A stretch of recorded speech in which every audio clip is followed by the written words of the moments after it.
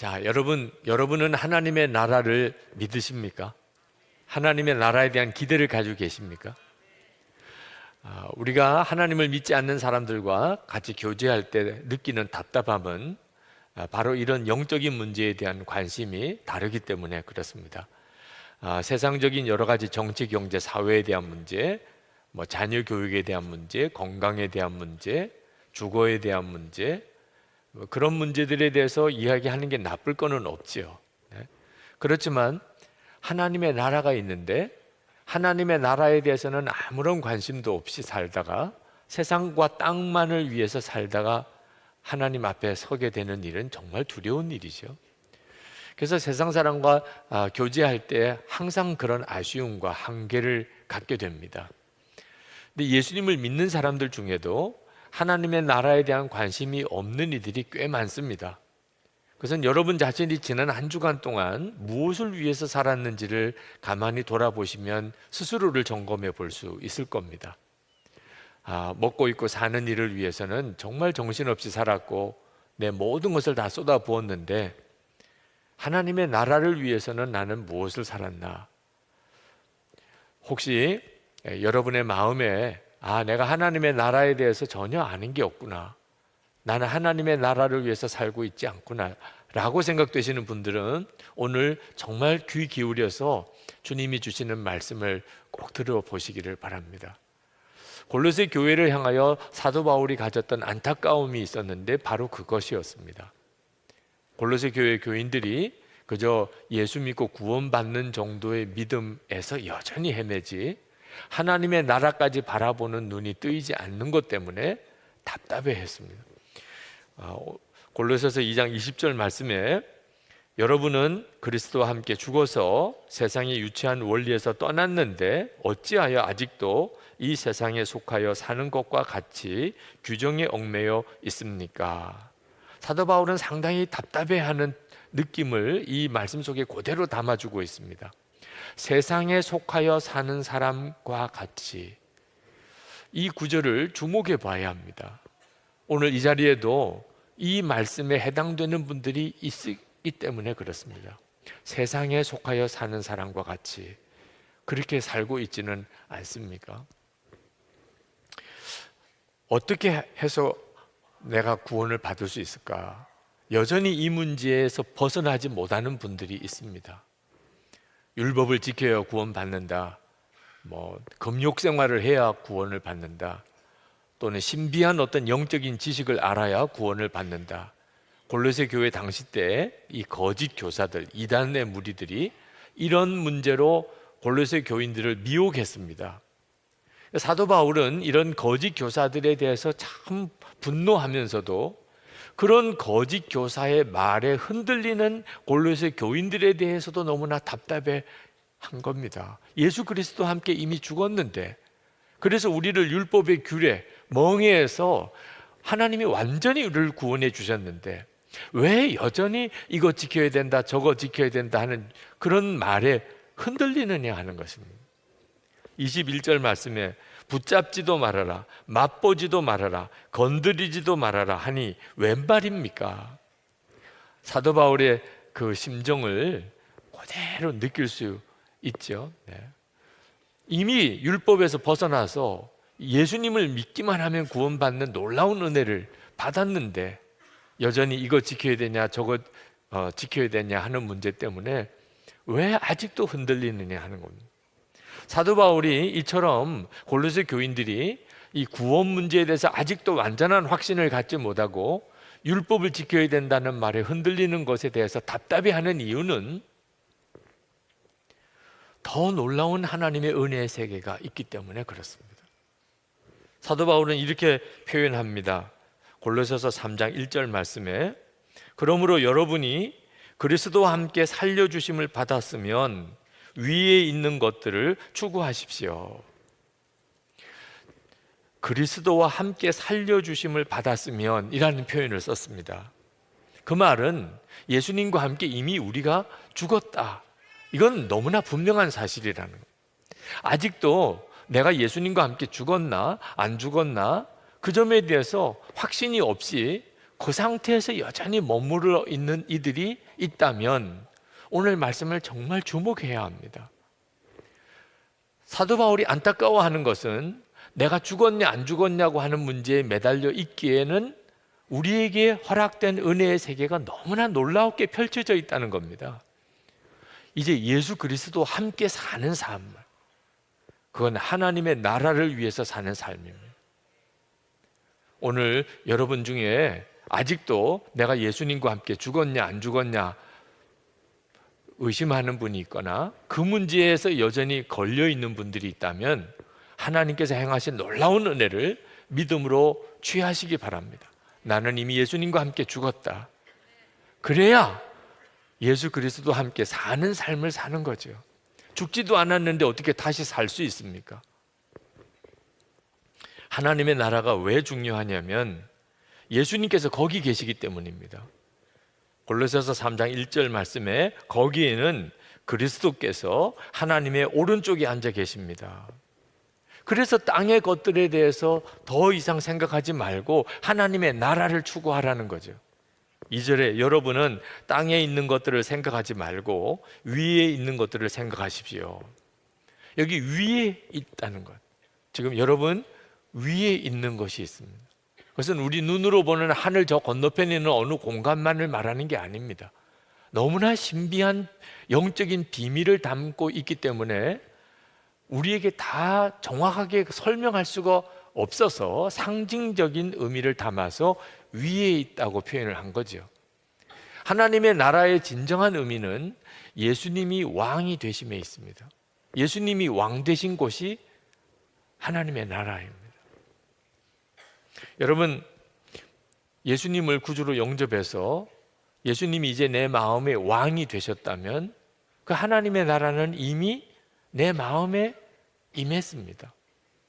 예수님이 왕이셔서 예수님에게 철저히 순종하는 교회 공동체가 있다면 그 교회 공동체 안에는 하나님의 나라가 이미 임했습니다.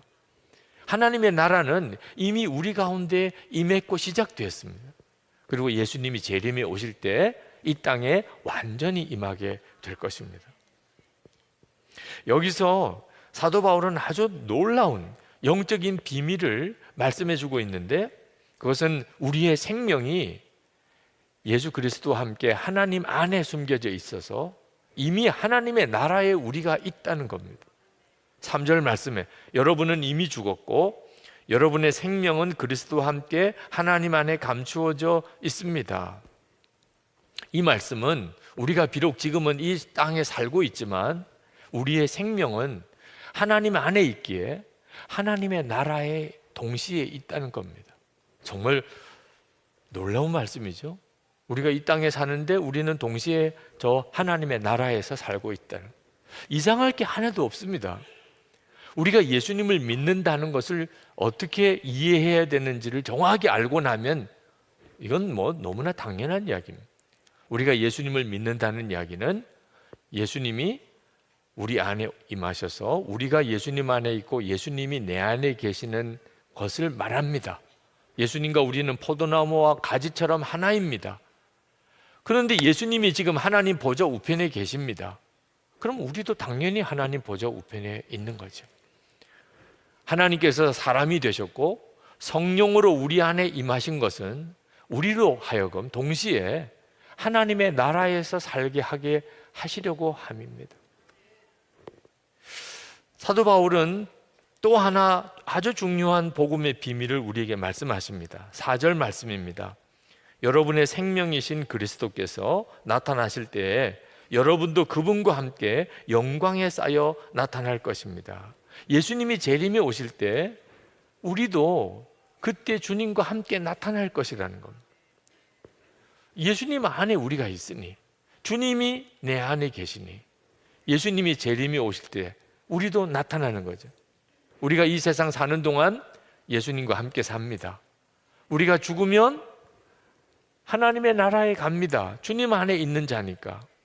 예수님이 다시 재림에 오실 때 주님 안에 있는 우리가 다 그때 나타나는 것은 너무나 당연한 일이죠.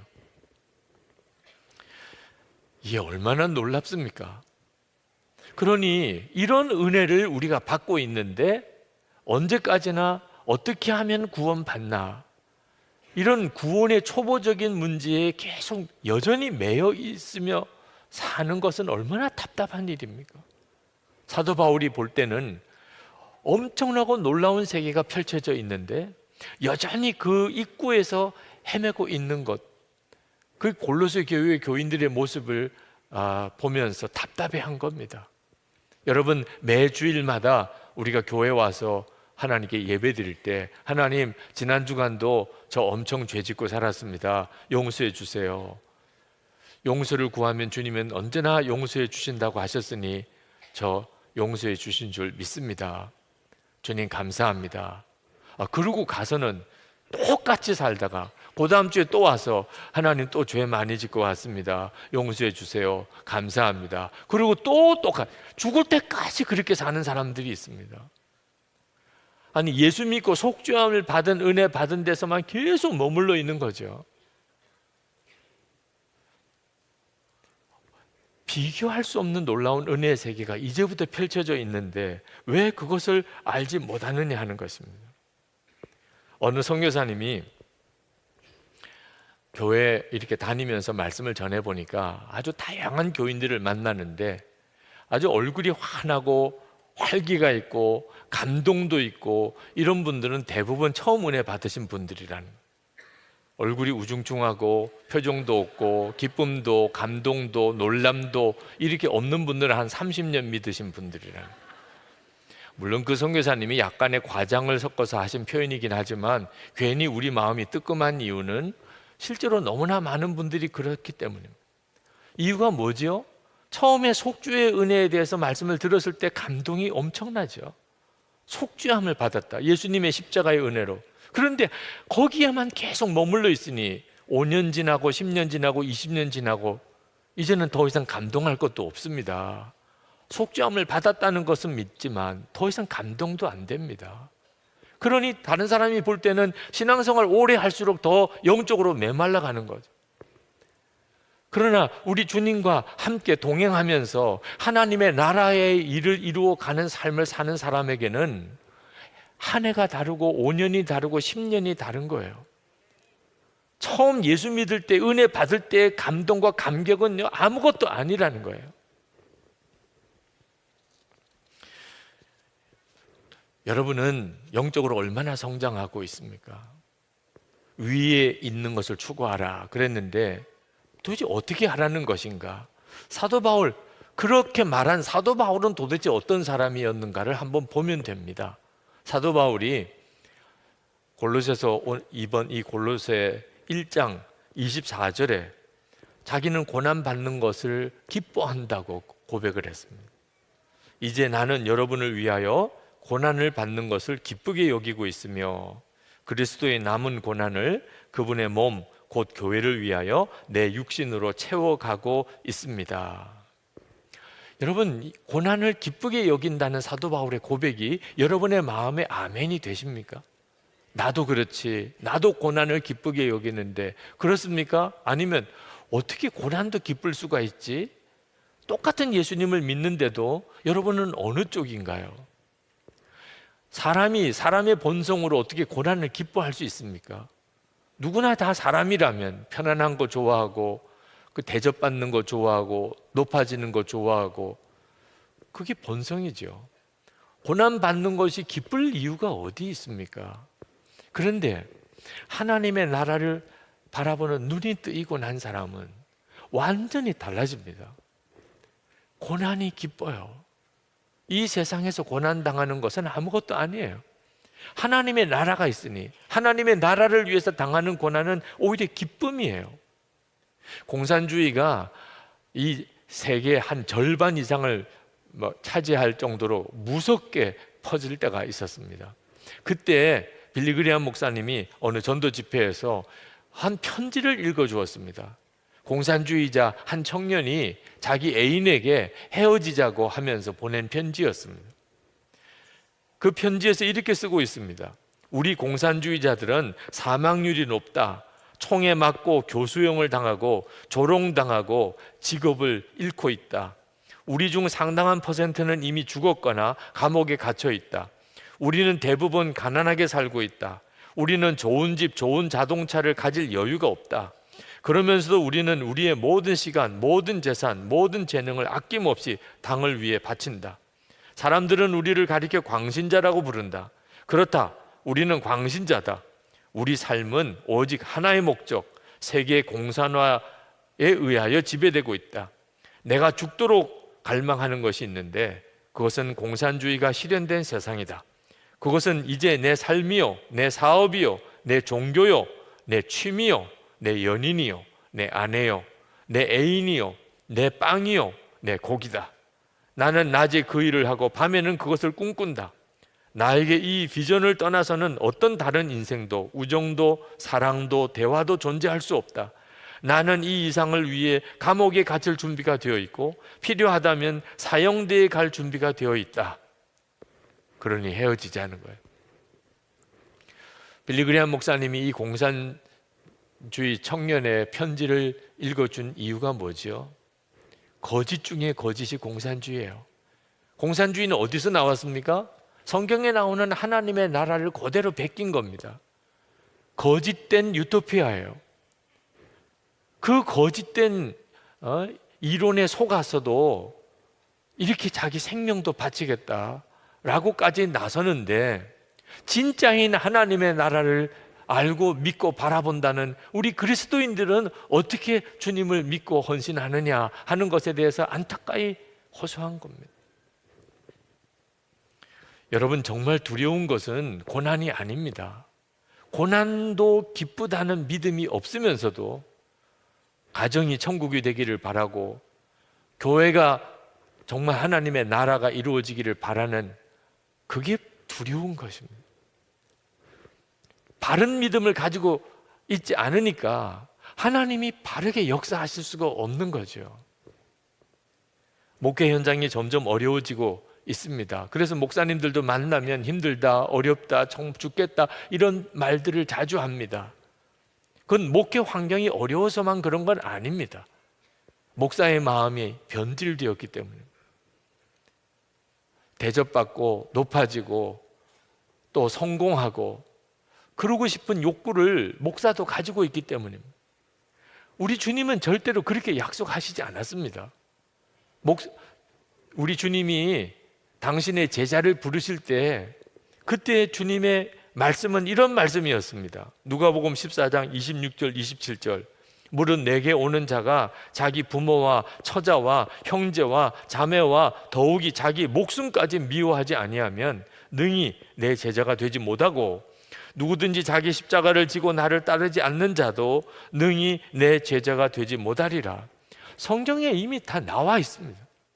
그럼에도 불구하고 힘들다, 어렵다, 죽겠다는 말이 왜 나옵니까? 아직도 진짜를 발견하지 못했기 때문에.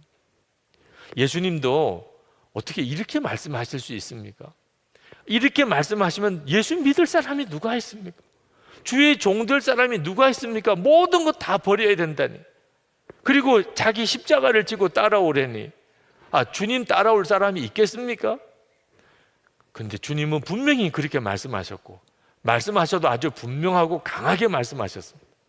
그렇다면 여러분 생각을 좀 바꾸어 볼 필요가 있습니다. 여기에 기가 막힌 반전이 있는 모양이다.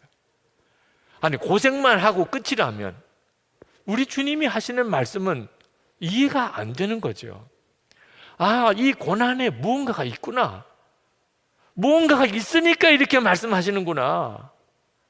여러분 이제는 정말 진짜 관심을 가져야 될 것, 정말 놓치지 않아야 될 것, 여러분에게 주어진 가장 놀라운 복을 깨달을 수 있어야 합니다. 예수님이 괜히 이렇게 말씀하셨겠어요? 주님을 위해서, 하나님의 나라를 위해서 고난당하는 것이 복이니까 그것이 얼마나 놀라운 복이면 그렇게 말씀하셨겠냐는 겁니다. 저는 어릴 때 목사의 집에서 자랐기 때문에 다 하나님을 믿는 줄 알았습니다. 사람들은 다. 근데 학교 들어가 보니까 하나님 안 믿는 사람들이 대부분이었습니다. 친구들 다 교회 다니던 친구들 하나 둘 교회에서 다 떨어져 나갔습니다. 하나님 안 계시다고 세상은 믿고 있었기 때문에. 근데 저는 하나님을 부인할 수가 없었습니다. 어려서부터 하나님이 아니면 있을 수 없는 일들을 많이 경험했기 때문에. 그 중에 하나가 뭔지 아십니까? 저희 아버님이 저를 목사 되라고 하는 것입니다. 제가 어릴 때 보니까 저희 아버님 부친이 고생 많이 하시더라고요. 저희 어머님은 제가 신학교 다닐 때 돌아가셨습니다. 아니, 당신이 그렇게 힘들면 아들 목사 하라 그래야 돼요? 말라 그래야 돼요? 당신은 어쩔 수 없이 그렇게 그 길로 빠져 들어갔으니 이제는 어떻게 할 수 없다 하더라도 너만은 절대로 목사가 되지 말아라. 이거 얼마나 힘든지 모른다. 이래 주셔야 되는 거 아닙니까? 친아버지라면. 그런데 당신이 그렇게 힘들고 어려운데 저보고 목사 되라. 너 정말 목사 돼야 된다는 거예요. 그때 제 마음에 뭐가 있네 여기. 진짜 여기 뭐가 있네. 그렇지 않으면 아버님이 그렇게 말할 수가 없는 거예요. 여기 진짜 뭐가 있구나. 아버님이 분명히 보시고 알고 있는 뭐가 있으니까 사랑하는 아들에게 그 힘들고 어려운 길을 가라고 하는 거죠. 여러분, 예수님께서 이 힘들고 어려운 고난의 길을 우리에게 말씀하시는 까닭이 있지 않겠습니까? 하나님의 나라입니다. 우리가 사는 이 세상이 전부라면 주님이 이렇게 말씀하실 리가 없는 거죠. 어느 목사님 설교집 제목이 참 마음에 들었습니다.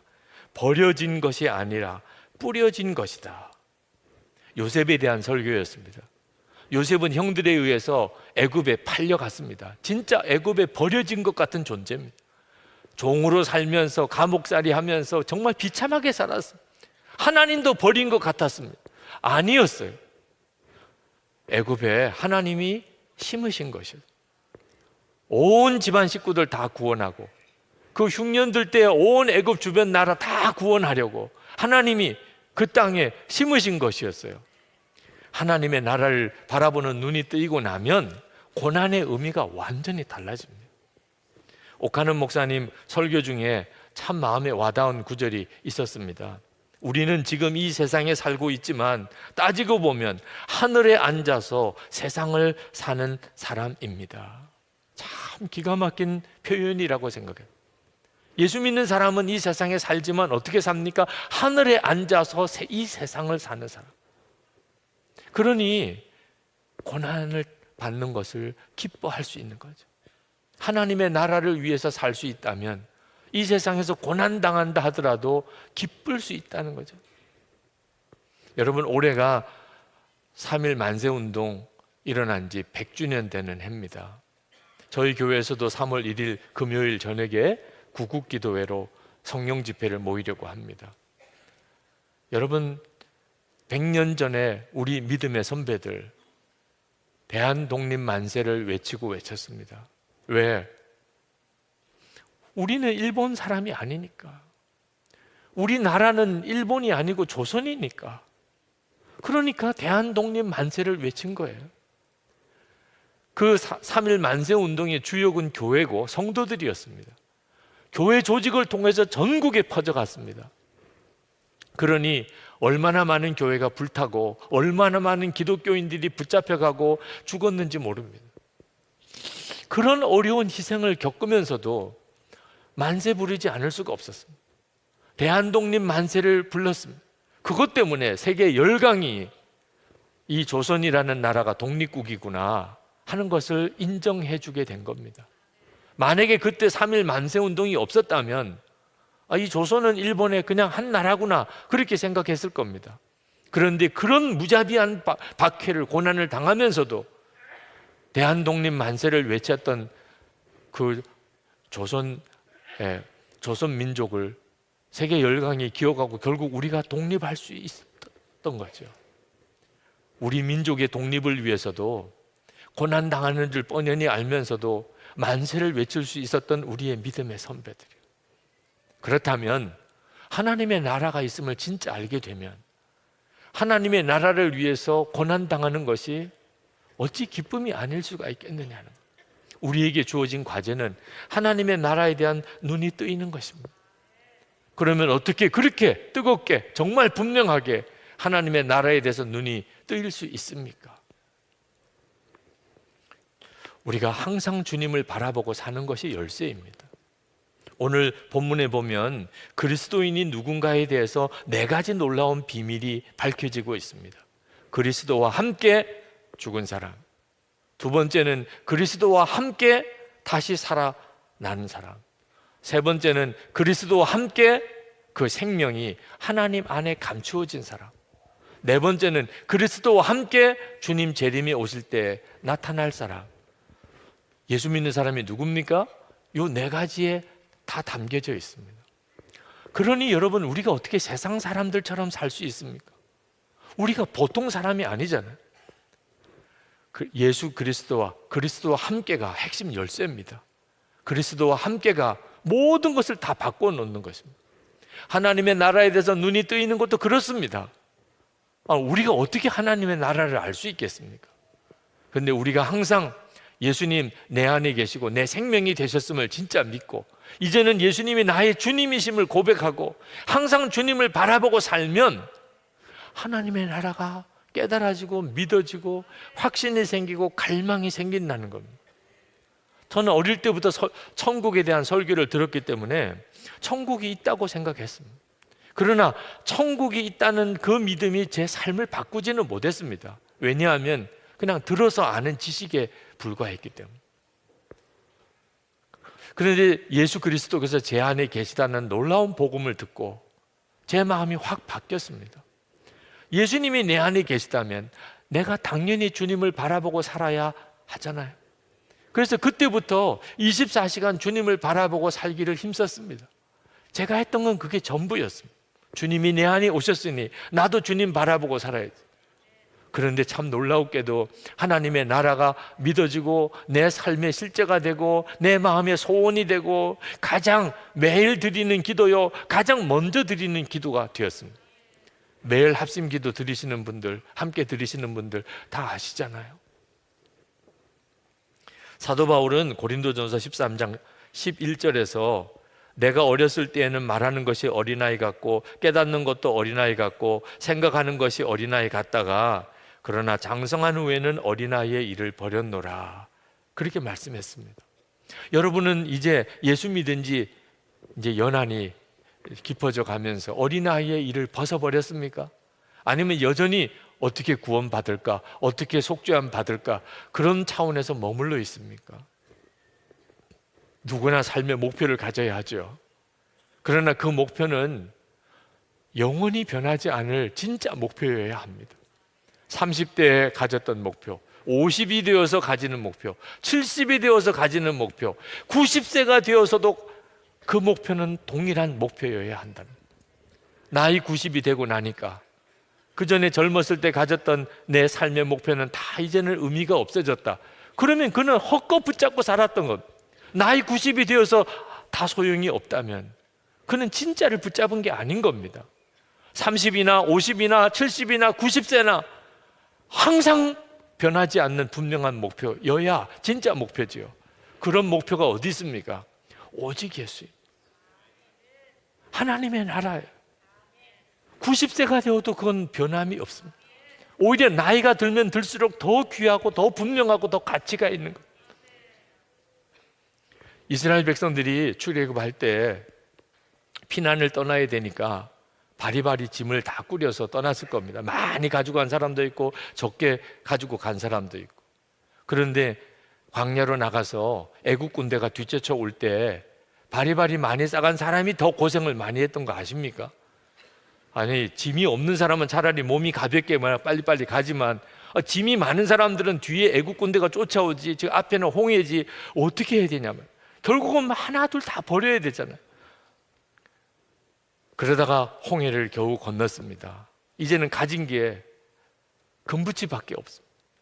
나머지들은 다 버리고 이 금붙이라도 어디서 팔아서 먹고 살아야지, 그리고 가지고 있었던 이 금붙이 마지막에 어떻게 했습니까? 다 모아다가 홀라당 금송아지 만들어버렸죠. 그것 때문에 다 죽을 뻔했잖아요, 그들이. 결국은 세상 거 붙잡고 있었던 것 때문에 힘들게 사는 겁니다. 그것 때문에 사실은 인생이 무거워지는 거라는 거예요. 하나님께서 우리를 축복하셔서 이 세상에서도 우리의 필요를 채워 주시지만 우리가 바라고 정말 추구해야 될 것은 세상이 아닌 것입니다. 하나님의 나라예요. 저는 오늘 이 시간 여러분 모두가 정말 진짜를 붙잡게 되기를, 나이 90이 되어서도 후회하지 않을 그것을 붙잡게 되기를, 우리 주님 앞에 갔을 때 그때 감격이 넘치는 삶을 정말 살 수 있게 되기를 진심으로 축복합니다. 성령께서 여러분들의 마음에 답을 주시기를 원합니다. 이 시간 같이 기도하겠습니다. 하나님, 제 눈을 열어 하나님의 나라를 보게 해 주옵소서. 제가 진짜를 붙잡고 살게 해 주옵소서. 하나님, 제가 아직도 잘못 판단한 것 있으면 보여주소서. 주 예수님과만 오직 동행하는 삶을 살게 해 주옵소서. 우리 다 함께 기도하겠습니다. 오늘 새 사람을 입으십시오라는 제목의 말씀은 이제 골로새서의 중간 이제 정점을 넘어가는 매우 중요한 부분입니다.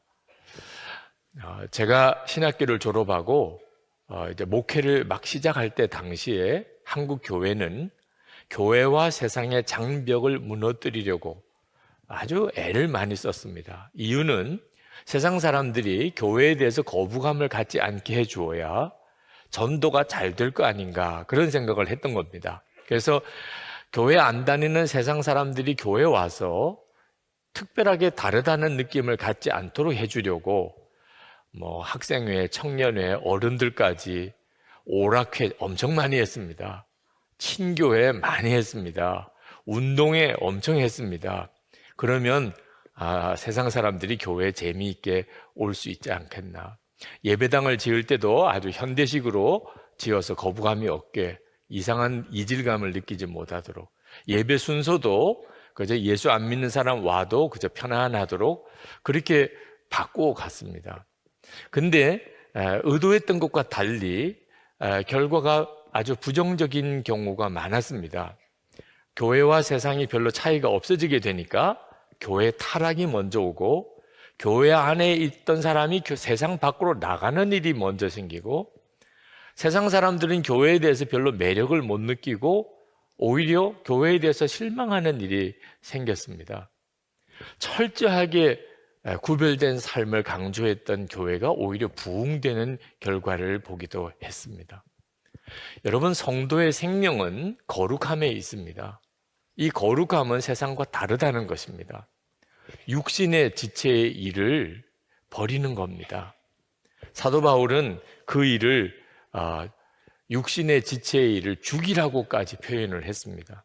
5절 말씀에 보면 땅에 속한 지체의 일들, 곧 음행과 더러움과 정욕과 악한 욕망과 탐욕을 죽이십시오.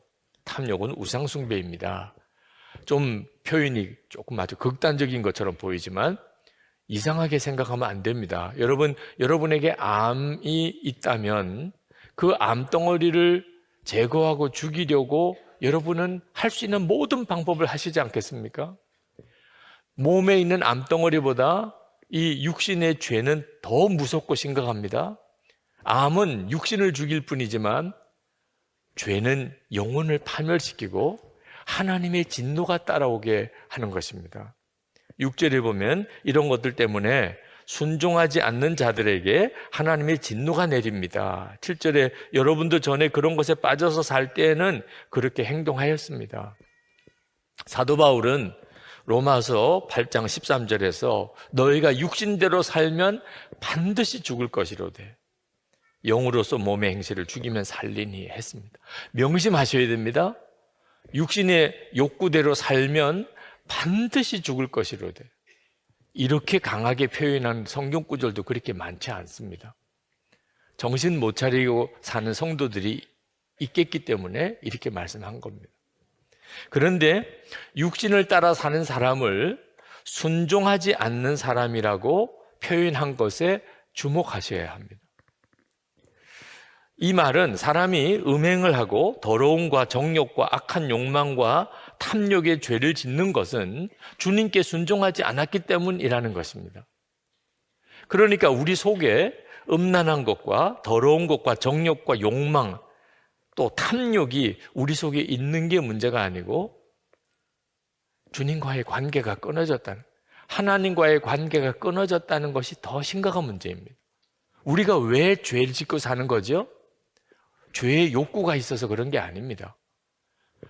주님과의 관계가 끊어졌기 때문에 육신과 죄의 욕망대로 끌려 사는 겁니다.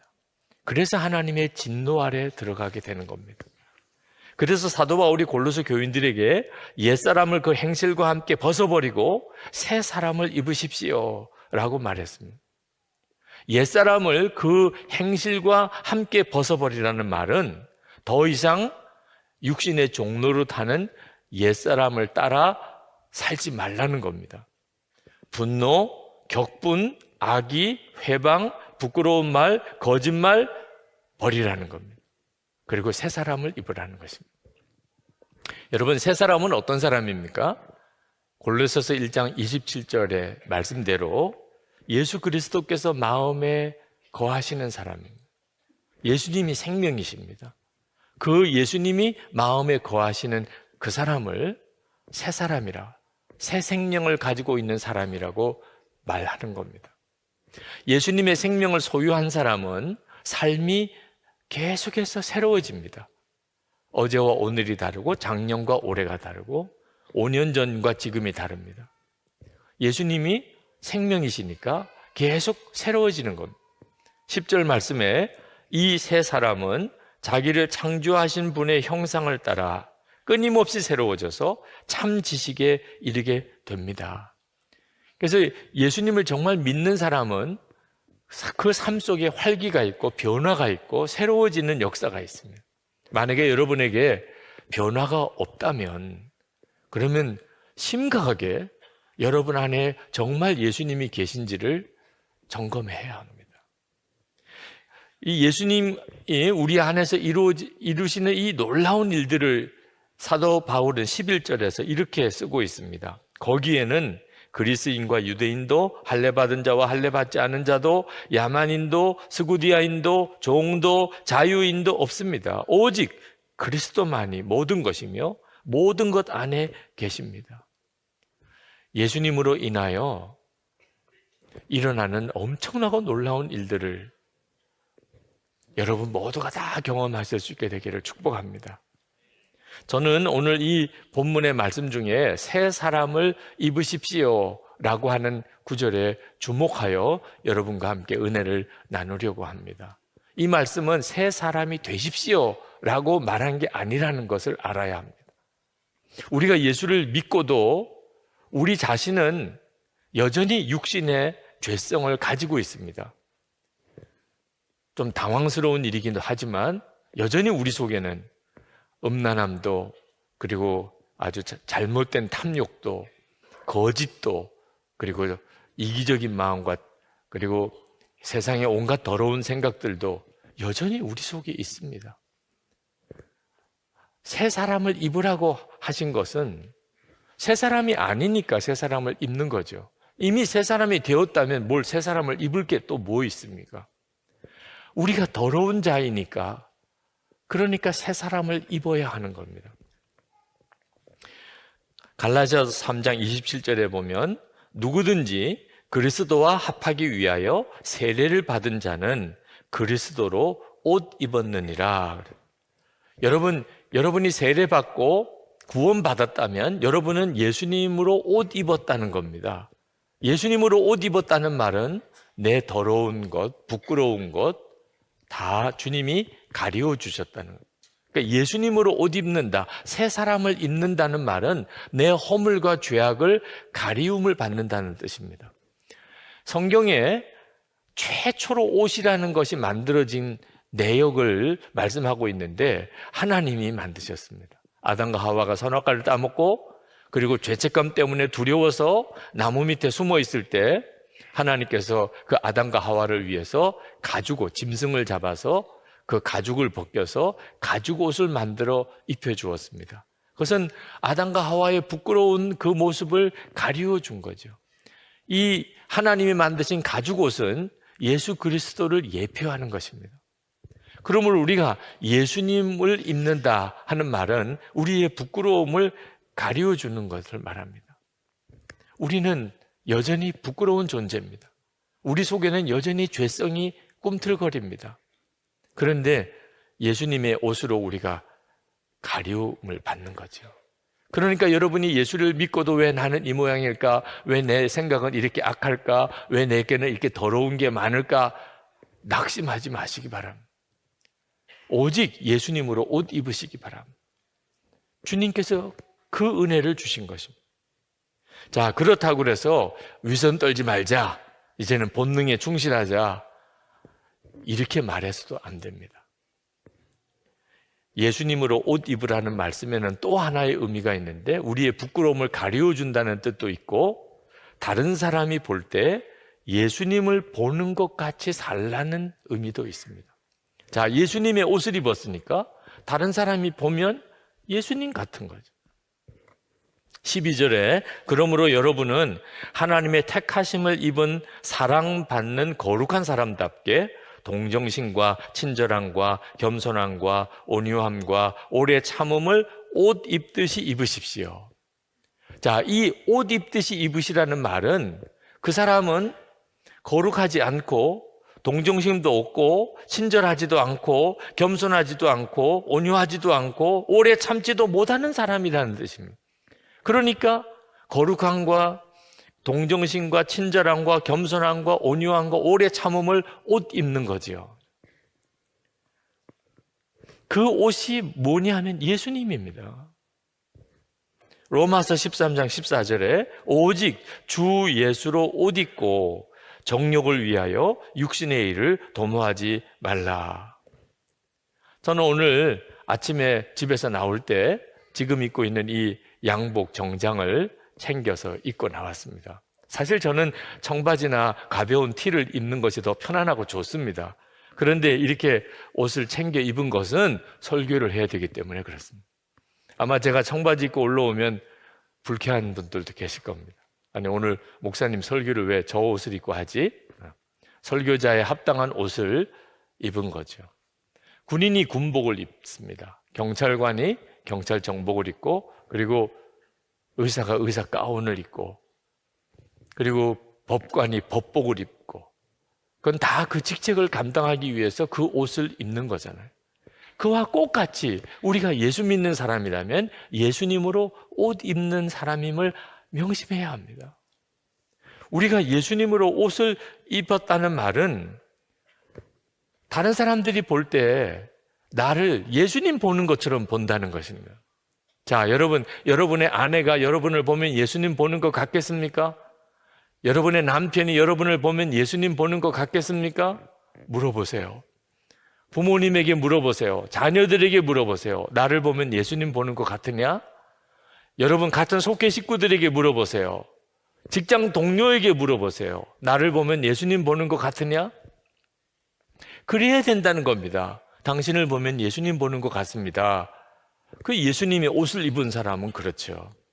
아니, 도대체 어떻게 사람들이 나를 보고 예수님 보는 것 같을 수 있을까요? 길은 오직 하나입니다.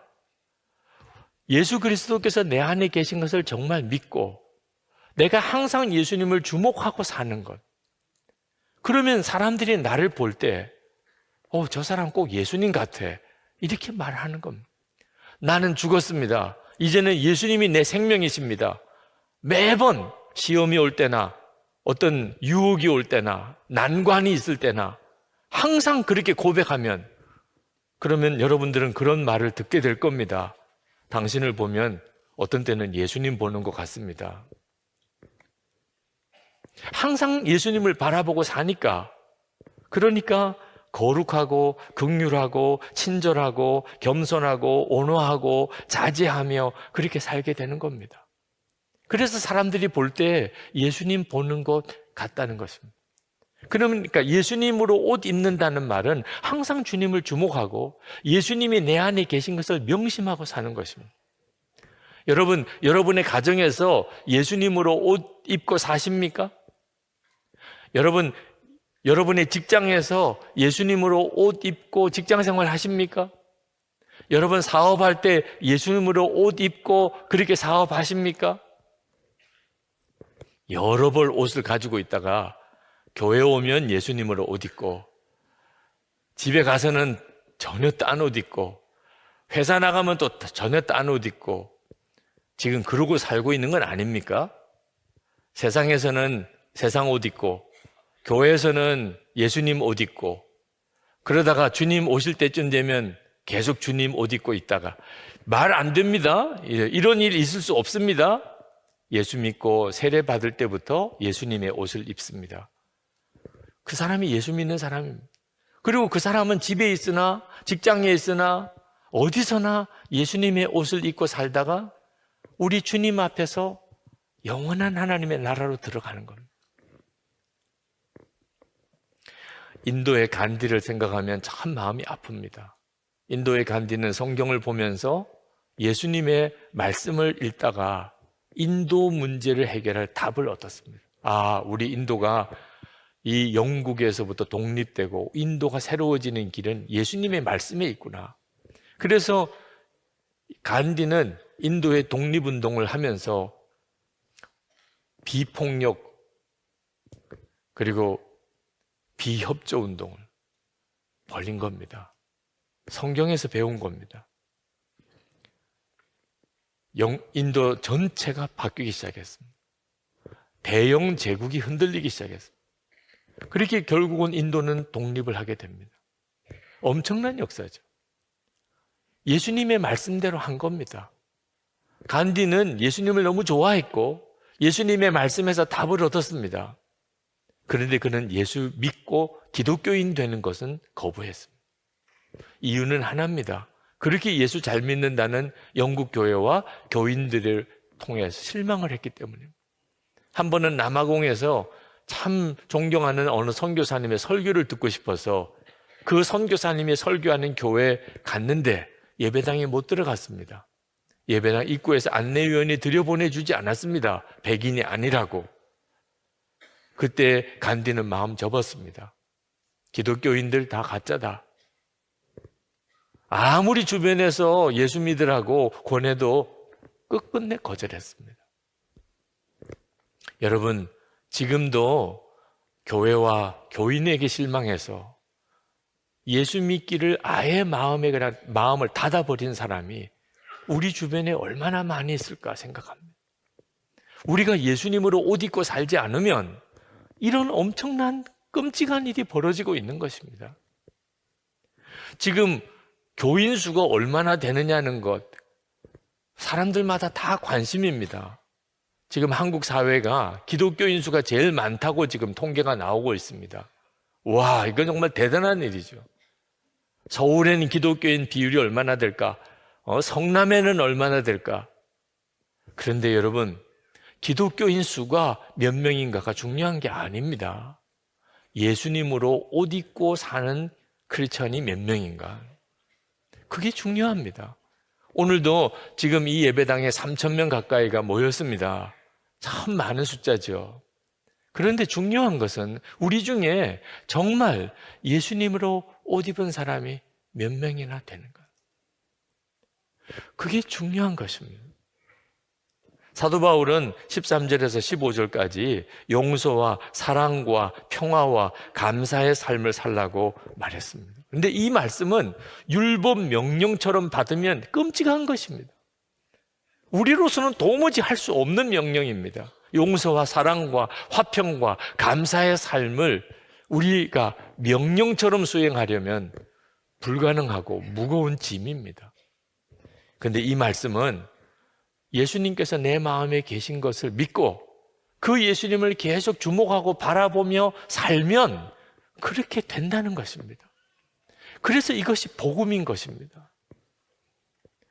예수님께서 우리 안에 계신 것은 말씀이 우리 안에 있음을 보고 알 수 있습니다. 예수님이 여러분 안에 계십니까? 그러면 말씀을 확인해 보면 됩니다. 주님의 말씀이 내 안에 있나?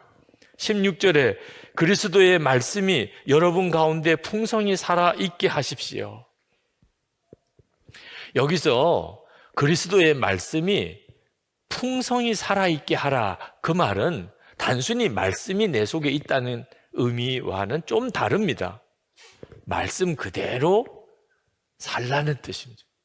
말씀은 있는데 말씀대로 살지 못하는 사람들이 있습니다. 그 사람은 아직도 분명하지 않습니다.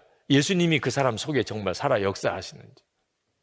여러분, 골로새서 1장 27절의 말씀, 너희 안에 사시는 이는 그리스도니, 이 말씀이 지금 여러분 안에 있습니까? 아마 선한목재 교회 교인이라면 다 있을 겁니다.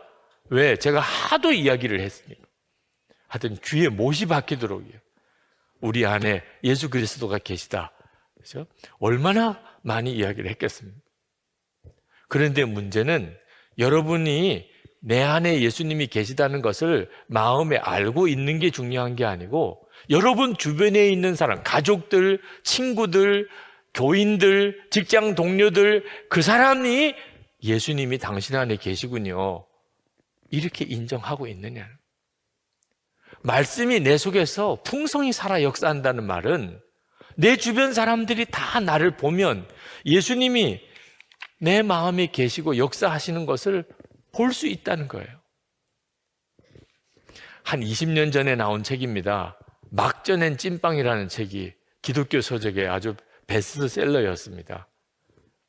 카피라이터인 작가 이만재 씨가 쓴 책입니다.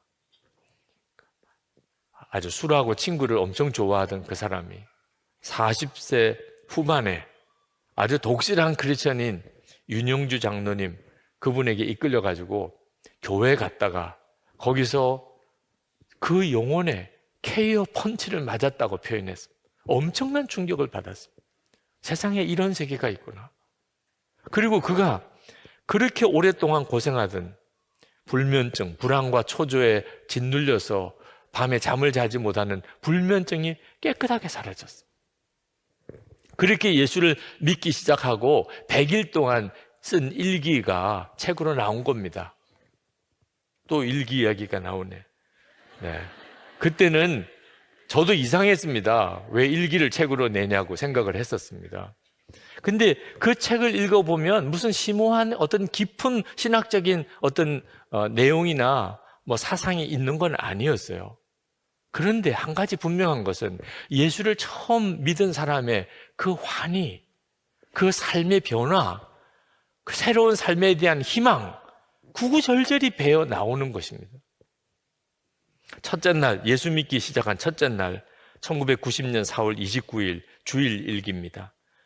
07시 기상, 술이 덜 깸, 성경책 챙김, 헌금 봉투 챙김, 결혼식 축의금 때 말고는 봉투에 돈 넣어보기 처음, 8시 40분 교회 도착. 그래, 오늘이 바로 그 첫날. 나 오늘 교회 갔었다. 우리 아이들 표정이 천지개벽. 그렇게 썼습니다. 5일째 되는 날 일기는 이렇습니다. 1990년 5월 3일 목요일. 언제쯤 되어야 식탁에서 자동적으로 기도하게 되는 믿음이 내게 생길까? 6일째 되는 날 1990년 5월 4일 금요일. 평상시처럼 6시에 퇴근할까 하다가 혼자서 조용히 성경 한두 줄 읽어볼 요량으로 다시 자리에 주저앉았다. 병아리 신자가 되고부터 희한하게도 고질적인 불면증이 없어져 숙면을 취하기 시작했다.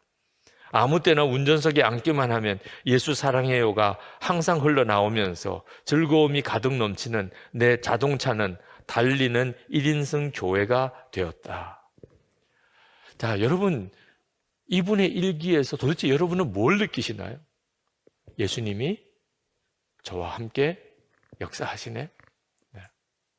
여러분도 예수를 믿었을 때 일기를 다 썼다면 지금 아마 여러분 펼쳐보면 예수님께서 여러분의 삶 속에 역사하는 것을 다 알 수 있을 거예요.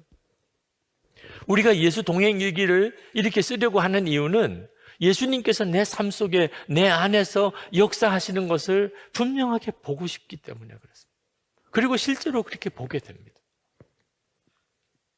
그러면 불평하지 않게 되고 용납하며 용서하고 사랑하고 화평하며 감사하게 됩니다. 주님을 바라보는데요. 주님이 마음에 임하신 것을 믿지 못하는 사람은 절대로 육신대로 살 수밖에 없습니다. 그래서 예수를 믿으면서도 세상 사람과 똑같이 사는 사람들이 있는 겁니다. 아니, 저 사람은 교회 다닌 지 오래됐는데 어떻게 이렇게 사는 거야? 어떻게 이런 말을 하는 거야? 그는 예수님을 주목하고 있는 게 아닙니다. 예수님이 그 사람 속에 생명으로 역사하는 것에 대해서 그는 알지 못합니다. 그러니까 그렇게 사는 거죠. 16절에 보면 온갖 지혜로 서로 가르치고 권고하십시오 라고 말했는데, 목사 입장에서 보면 이거 진짜 두려운 말씀입니다. 오히려 교인들이 보지 말았으면 좋겠다고 싶은 말씀입니다. 왜? 서로 가르치고 권면하다가 싸우는 일을 한두 번 본 게 아닙니다. 하여튼 교인들 상담하느라고 보면 누구로부터 이런 말 듣고 상처받았다, 누구로부터 저런 말 듣고 서로 싸웠다, 맨 그 문제들로 얼마나 교회 안이 시끌한지 몰라. 그러니 제발 서로 권면하고 가르치려고 하지 말고 가만히 입 다물고 계십시오. 요래야 이게 맞는데, 사도 바울은 지금 피차에 서로 가르치고 권면하라고 말합니다. 그렇게 해도 문제가 안 되는 경우는 딱 하나입니다. 그리스도의 말씀이 풍성히 살아있으면, 그 사람 속에 예수 그리스도의 말씀이 풍성히 살아있으면, 주님의 말씀으로 서로 권면해 주면 무너진 자 일어나고 상심한 자 치유되고 그를 든든히 붙들어 줄 수 있게 되잖아요. 그리고 16절, 17절 말씀처럼 감사한 마음으로 시와 찬미와 신령한 노래로 하나님께 마음을 다하여 찬양하며 말이든 행동이든 모든 것을 예수님의 이름으로 하고 예수님의 능력으로 행하여 아버지 하나님께 감사한다면, 피차 서로 권면하고 서로 가르치는 일이 걱정될 게 아무것도 없죠. 정말 교회 공동체가 진짜 이루어지는 거죠. 코스타에 가서 만난 여러 많은 좋은 강사님들이 계신데, 그 중에 한 분이 주명수 변호사라는 분입니다. 그분은 목사님이기도 합니다. 그분은 복음 전하는 검사로 아주 유명했던 분입니다. 그런데 그분의 어린 시절에 아픔이 있더라고요. 부모님으로부터 버림받은 겁니다. 특히 어머님이 어릴 때 집을 나가셨습니다. 버리고. 그 버림받은 아픔 때문에 그는 세상을 원망하고 저주하고 살았습니다. 그러다가 예수 믿고 그 사람이 변한 거죠. 그렇지만 끝까지 해결 안 되는 문제는 어머니를 용서 못하는 겁니다. 근데 어느 날 어머님이 찾아왔어요. 그리고는 자기 얼굴을 보자마자 울기 시작하는데 그냥 끊임없이 울더래요.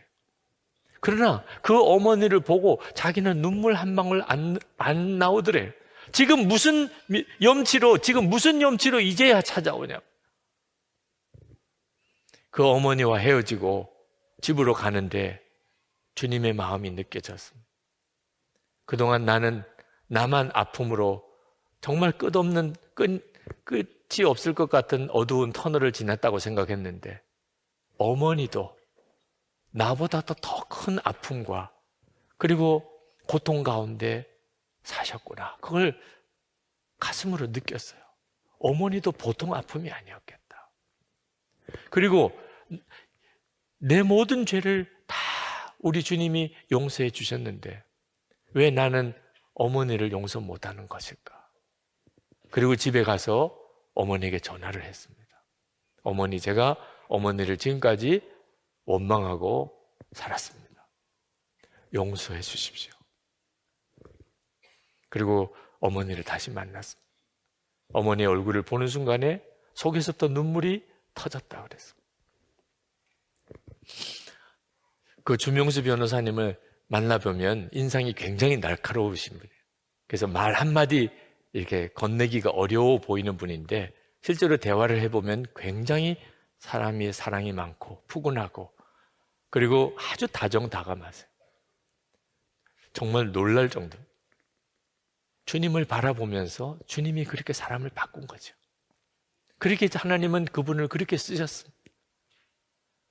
새 사람을 입는다, 예수님으로 옷 입는다, 그 말은 주님을 계속 바라보고 사는 겁니다. 그러면 주님이 나를 통해서 당신의 일을 하십니다. 여러분, 오늘 예배 드리러 오시느라고 다 옷을 챙겨 입고 오셨잖아요. 이렇게 하는 겁니다. 예수님으로 옷 입고 사는 겁니다. 우리는 항상 예수님으로 옷 입고 사는 거예요. 남편을 대할 때, 아내를 대할 때, 부모님을 대할 때, 자녀를 대할 때 예수님으로 옷 입고 사는 거예요. 직장에서 교인들을 만날 때 항상 예수님으로 옷 입고 사는 거예요. 다시 말하면 예수님이 나를 통하여 그 사람을 대하게 하는 거죠. 예수님이라면 무슨 말 하고 싶으실까? 예수님은 도대체 어떤 행동을 하실까? 그렇게 계속 사는 겁니다. 그러면 그 다음엔 주님이 하십니다. 인생을 바꾸고 내 삶 전체를 뒤집어 놓으십니다. 정말 예수님으로 옷 입고 사는 삶이 얼마나 놀라운 삶인지 이제 골로새서 요 다음 부분부터 구체적으로 나옵니다. 개봉박두입니다. 네. 정말 예수로 옷 입고 사는 삶이 얼마나 놀라운 삶인가를 이제 여러분이 끝까지 아마 읽고 은혜를 함께 나눌 수 있을 것입니다. 오늘 이 시간에 여러분의 삶에 대해 실망하고 좌절한 분 있으십니까? 왜 나는 이렇게 살 수밖에 없는가? 예수님으로 옷 입고 다시 시작해 보시기 바랍니다. 그냥 예수님만 주목하는 겁니다. 내 안에 주님이 계신 것을 진짜 믿고 그 주님을 주목하고 그리고 예수님으로 옷 입고 모든 관계를 다시 시작하는, 처음부터 다시 시작한다는 마음으로 해보시기 바랍니다. 주님께서 반드시 여러분의 삶 속에 역사하실 것입니다. 이 시간에 우리 같이 기도하겠습니다. 여러분, 주님, 제가 주님을 계속 주목하고 살기 원합니다. 이제부터 내가 누구를 만나든지 예수님으로 옷 입고 그렇게 그 사람을 만나겠습니다. 주님, 나를 통해서 그를 만나 주십시오. 내 속에는 말할 수 없는 더러움이 있지만 예수님의 옷으로 나를 가려 주셨고 이제는 예수님의 옷을 입고 그렇게 제가 살기 원합니다. 주님, 제 삶을 책임져 주소서, 붙잡아 주소서.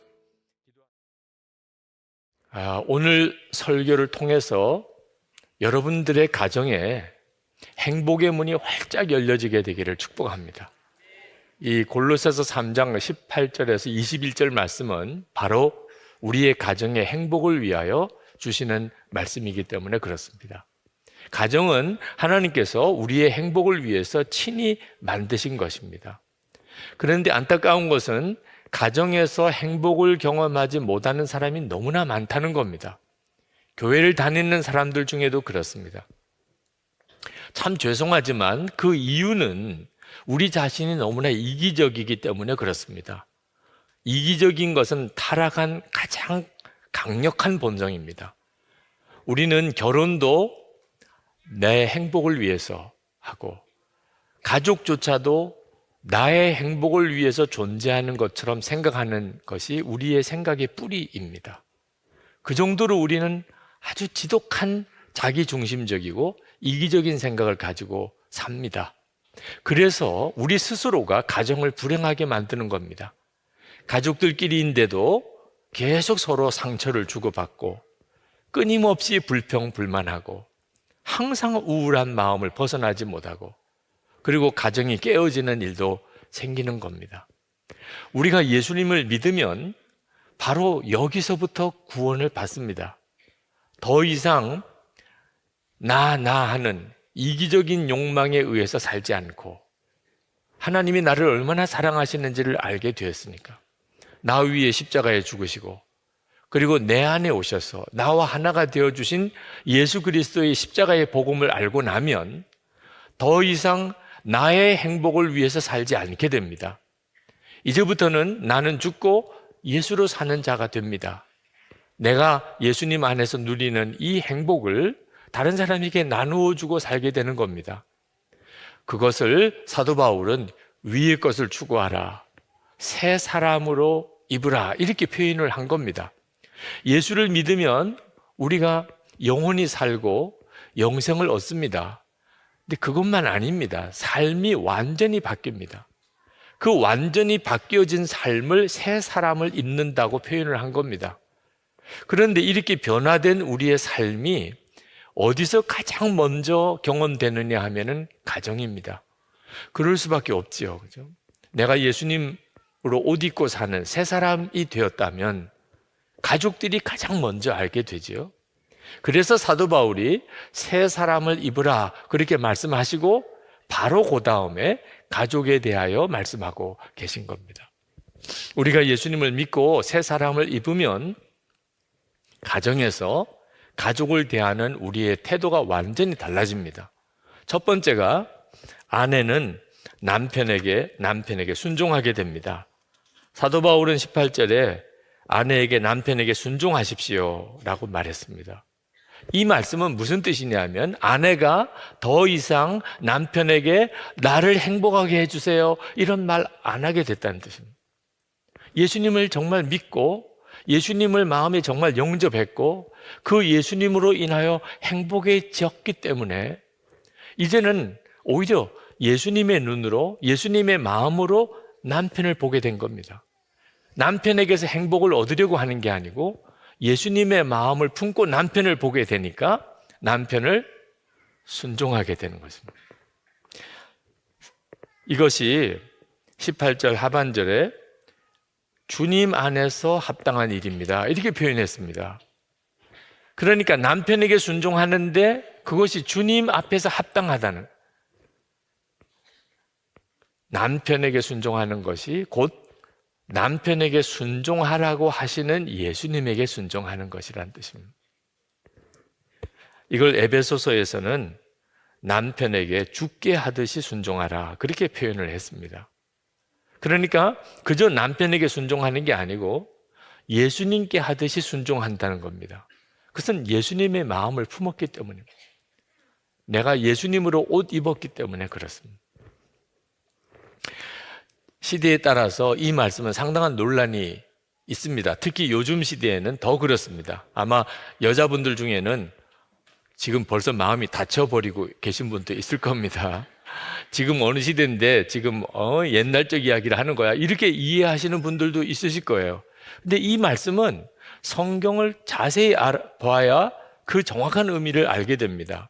여러분, 아담과 하와가 선악과를 따먹고 타락했을 때 그 과정을 가만히 살펴볼 필요가 있습니다. 하와는 남편 아담에게 순종하지 않았고 마귀의 말에 순종을 했습니다. 그래서 선악과를 따먹었습니다. 그리고 남편은 아내를 이끌어 가야 하는데 오히려 남편 아담이 하와가 하는 말에 순종을 합니다. 당신도 먹어요. 나도 먹었는데 당신도 먹으라고 할 때 아담이 하와의 말을 듣고 선악과를 따먹은 겁니다. 그래서 에덴 동산에 쫓겨나게 되고 우리는 타락한 존재가 된 겁니다. 이것이 처음 인류가 타락할 때 일어난 일입니다.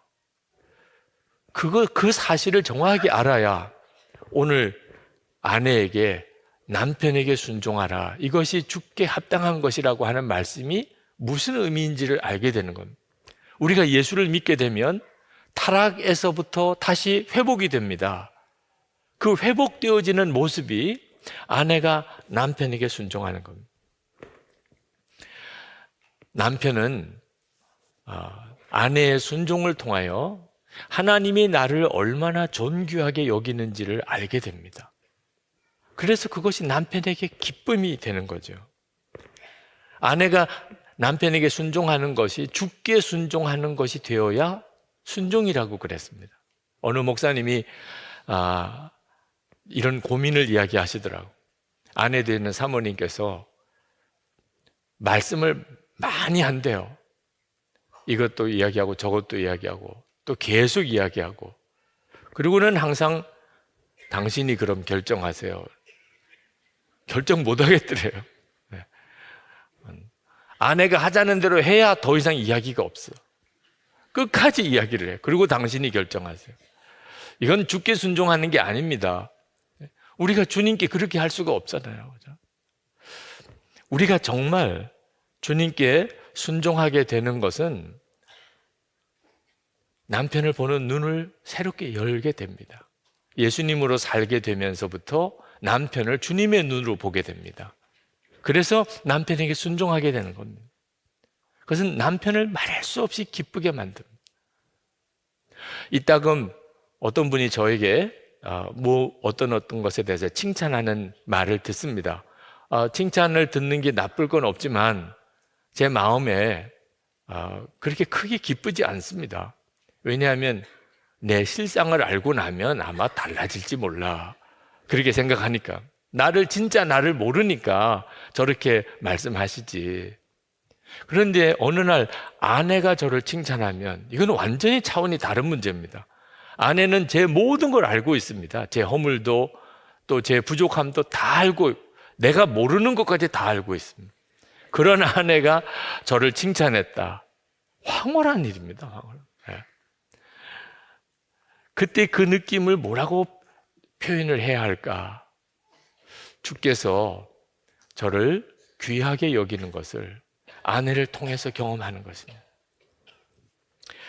둘째로는 남편이 아내를 사랑하게 됩니다. 사도 바울은 남편에게 아내를 사랑하십시오. 19절에 그렇게 말했습니다. 이 말도 무슨 뜻이냐 하면 남편이 더 이상 아내에게 나를 행복하게 해달라고 하는 말을 하지 않게 됐다는 뜻입니다. 이미 예수님 안에서 그는 진정한 행복을 발견했습니다. 그리고 이제는 그 행복을 아내에게 주고 싶은 겁니다. 이제는 예수님의 눈으로 아내를 보고 예수님의 마음을 품고 아내를 봅니다. 그러면 예수님께서 아내를 얼마나 사랑하시는지를 반드시 느끼게 되어 있습니다. 그래서 예수님께서 하시듯이 아내를 사랑하게 되는 겁니다. 남편의 사랑과 예수님의 사랑은 질적으로 다릅니다. 이것을 에베소서에서는 명확하게 말씀하기를 에베소서 5장 25절에 남편들아 아내 사랑하기를 그리스도께서 교회를 사랑하시고 그 교회를 위하여 자신을 주신 같이 하라 그렇게 말씀했습니다. 예수님이 교회를 어떻게 사랑하셨습니까? 주님이 우리를 어떻게 사랑하셨나요?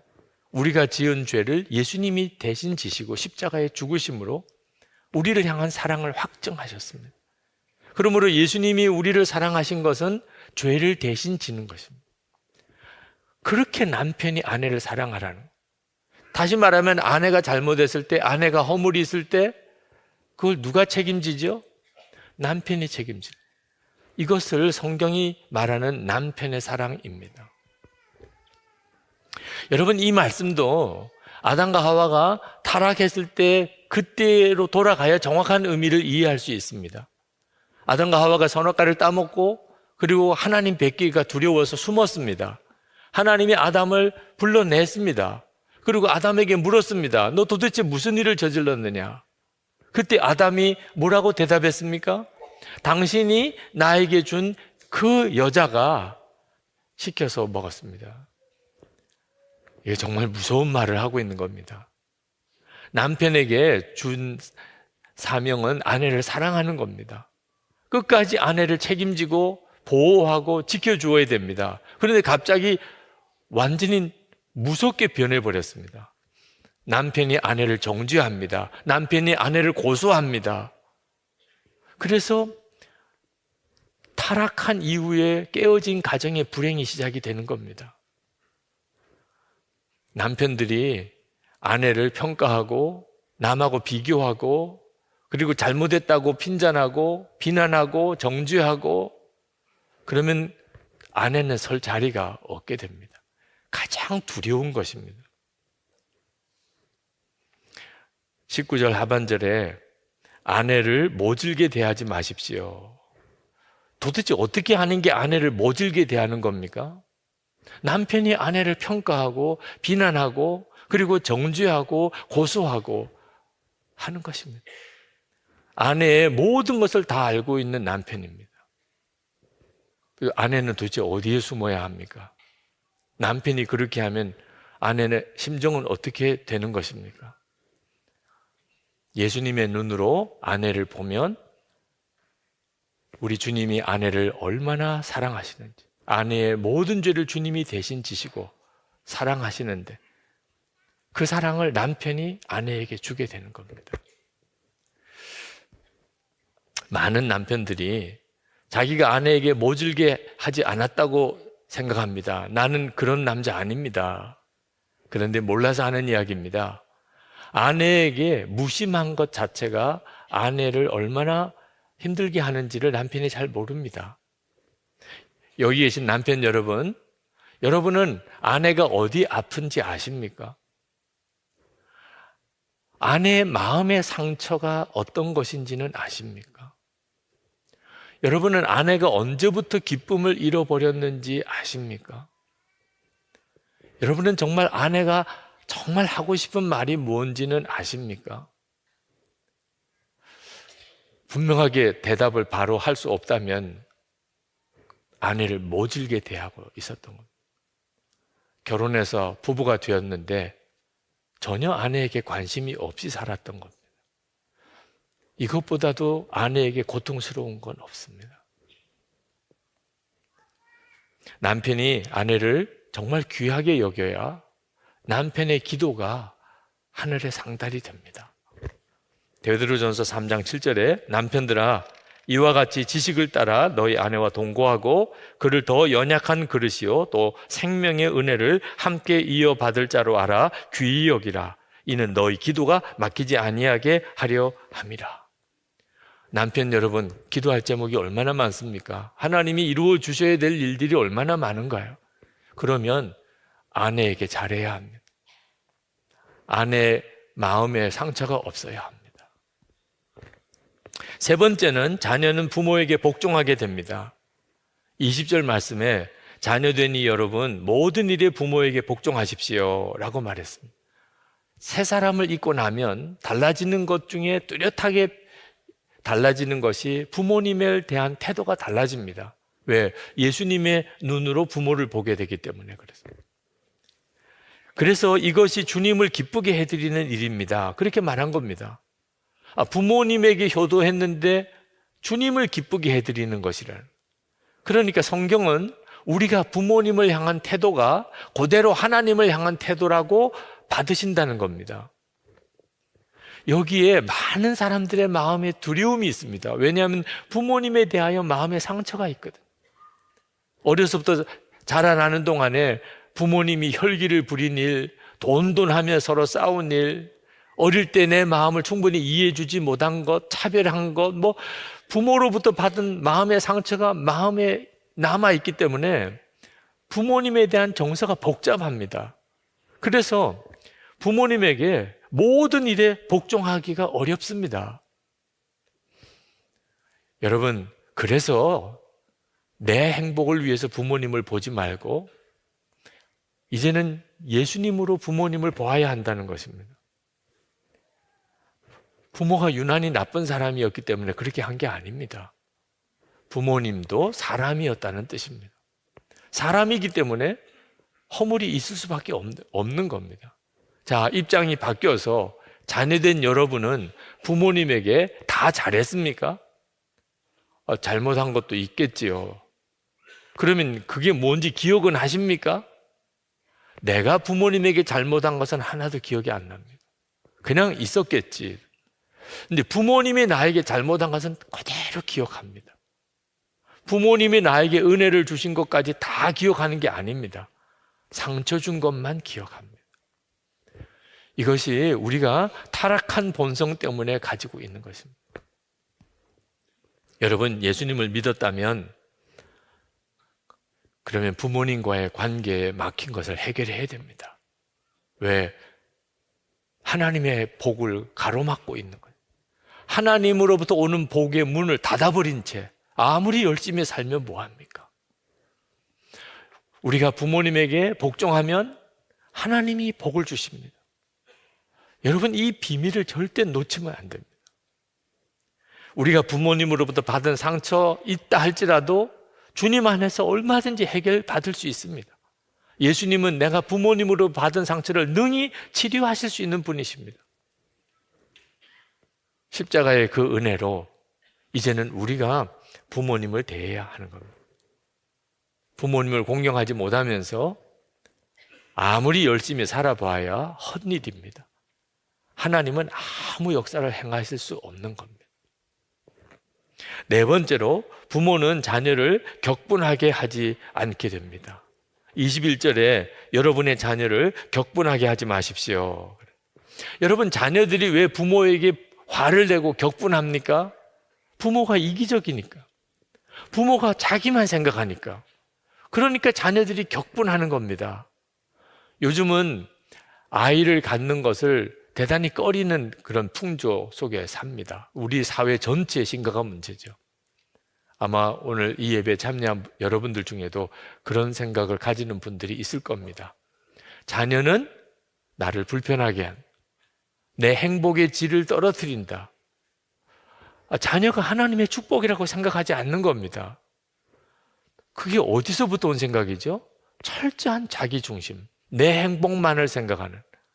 그러니까 자녀의 존재가 임신을 계획하지 않은 임신을 딱 하는 순간에 마치 무슨 저주가 내린 것 같은 생각. 그것 때문에 우울해하고 부부끼리 싸우고, 하나님이 자녀의 복을 주셨는데 그걸 그렇게 싫어하고 그것 때문에 싸우기까지 하는 일이 기가 막힌 거죠. 부모된 이들이 예수 그리스도 안에서 정말 변화되지 않으면 자녀들에게조차 이기적이게 됩니다. 아이가 부모의 기대에 미치지 못할 때, 공부를 잘하지 못했거나 뭔가 어디 가서 뭘 제대로 해내지 못했을 때, 그때 부모가 아무 생각 없이 한 말, 너 때문에 창피해서 못 살아. 자녀의 가슴 속에는 정말 대못을 박는 것입니다. 자녀는 부모의 행복을 위해서 존재하는 것밖에 아닙니다. 여러분, 여기서 정말 해결받아야 합니다. 자녀들은 부모의 모순된 행동과 이기적인 모습과 또 그런 모습들 때문에 화가 나는 겁니다. 우리들 보고는 싸우지 말라고 그래놓고 엄마 아빠는 왜 그렇게 싸우냐면, 우리 보고는 방에 가서 공부하라고 그러니까 엄마 아빠는 왜 드라마를 저렇게 보냐, 우리 보고는 거짓말 하지 말라고 그러면서 왜 엄마 아빠는 그렇게 거짓말을 하느냐만, 엄마 아빠는 그렇게 화를 잘 내면서 왜 내가 화를 내면 그렇게 야단치냐. 그러니까 우리의 자녀들이 우리 마음 속으로 분이 쌓여가는 겁니다. 아동문학가인 오은영 씨가 쓴 동시 순간 접착제라는 시가 있는데 이렇게 묘사하고 있습니다. 며칠째 등 돌리고 지내는 엄마 아빠에게 순간 접착제가 되고 싶어 엄마 손 끌어당겨, 아빠 손 끌어당겨 마주 잡게 하려니 탁 뿌리쳐버린다. 가서 공부나 해. 만날 학원비, 생활비 때문에 다투는 엄마 아빠에게 순간 접착제는 내가 아니다, 돈이다. 여러분, 아이들이 다 알아요. 여러분이 정말 뭘 원하는지 아이들이 다 알아요. 네. 감출 수가 없어요. 함께 데리고 사니까. 그 엄마 아빠의 이기적인 모습, 거듭나지 않은 모습, 말, 생각이 아이들의 마음에 분을 일으키는 거예요. 근데 그 아이가 그것을 드러내면 야단 맞습니다. 네. 아주 무시당합니다. 그럼 어떻게 하지요? 마귀가 아이의 마음속에 들어와서 친구가 됩니다. 감정은 상했고 화는 나는데 표현을 못합니다. 어떻게 하지요? 마귀가 그걸 놓칠 리가 없습니다. 그래서 아이의 마음속에 증오심이 일어나는, 사람에 대한 어떤 깊은 불신이 생기는 겁니다. 죽고 싶고 죽이고 싶은 마음이 불같이 일어납니다. 마귀가 계속 부추기는 것입니다. 더 이상 옳게 살고 싶지 않습니다. 엄마 아빠가 그런데. 그래서 21절 그들의 의기를 꺾지 않아야 합니다. 바로 살고 싶은 생각을 꺾어버리는 거예요, 부모가. 정말 여기서 구원받아야 하잖아요. 우리가 나는 죽었고 예수로 살아야 되는 이유가 거기서부터 우리의 가정에 진정한 구원이 오기 때문입니다. 가정생활에 진정한 행복이 오기 때문입니다. 나 행복하게 해달라고 하는 동안에는 가정은 점점 더 망가집니다. 예수님 안에서 이미 내 행복의 문제는 해결되었다. 나는 죽었고 예수님이 내 생명이 되셨다. 이제는 내 안에 오신 주님으로 남편을 대하고 아내를 대하고 부모를 대하고 자녀를 대하겠다고 여러분이 할 수 있을 때에야 비로소 가정 안에 우리 주님의 역사가 일어나게 됩니다. 순종 못할 남편이 있습니까? 사랑 못할 아내가 있습니까? 또는 복종이 안 되는 부모님이 계십니까? 품어지지 않는 자녀가 있습니까? 여러분, 원인이 어디 있는지 아셔야 돼요. 가족에게 있는 게 아닙니다. 주님과 여러분 사이가 분명한 보험으로 바로 되어져 있지 않으니까 그렇게 된 거예요. 그러니 애매한 가족만 들볶지 말아야 됩니다. 당신 만나서 내가 불행해졌다. 아닙니다. 네. 너 때문에 내가 정말 기쁨이 없어. 그렇지도 않습니다. 내가 진짜 예수님을 믿지 않으니까. 새 사람을 입지 않았으니까. 그러니까 모든 게 꼬여 들어가는 것입니다. 남편에게 복종하기 힘들고 아내에게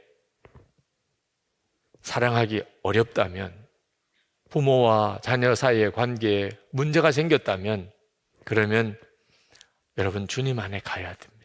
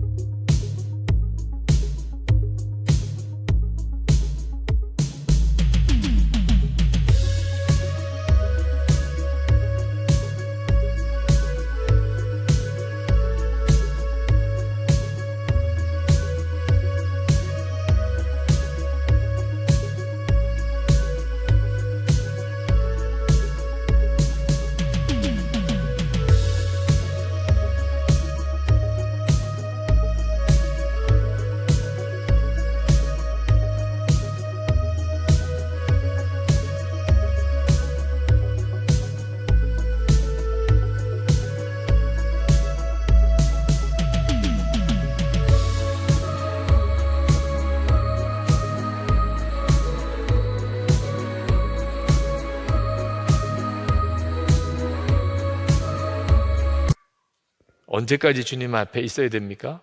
은혜가 속에서부터 흘러 넘칠 때까지입니다. 오늘 우리가 성찬을 합니다. 이 성찬은 주님과 우리 사이에 깊은 은혜를 회복하는, 주님과 연합을 확인하는 시간입니다. 여러분 꼭 기억하십시오. 이 성찬을 끝내고 난 다음에 여러분은 성찬받은 남편입니다. 나는 성찬받은 아내예요. 나는 성찬받은 자녀예요. 나는 성찬받은 부모입니다. 그 점을 명심해야 합니다. 그러면 주님으로 부부를 대하고 부모와 자녀를 대하게 됩니다. 먼저 하나님이 주님과 여러분 사이를 온전히 하나 되게 만드시는 시간을 주시는 겁니다.